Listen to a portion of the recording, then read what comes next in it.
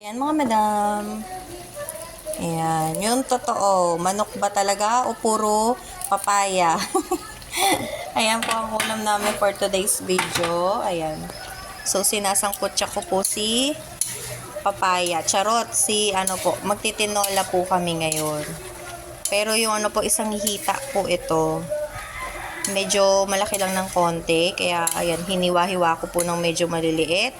And then, meron dalawang papaya akong nakita. So, sinamahan ko siya ng papaya. So, ayan yung sili. Inalis ko lang mga madam kasi baka umanghang. So, ayan. Sabi nga ni Nicole ko, ano yan mami? Totoo, tinolang manok o papaya? Sa dami ng papaya. So, ayan mga madam. Sangkutsa ko lang to mga madam ko. Ang ating tinolang manok. Ayan mga madam, ready na po ang aming tinola for today's video. Ayan, sarap humigop ng mainit na sabaw. So, ayan po ang aking tinola na puro papaya. Charot. So, yan.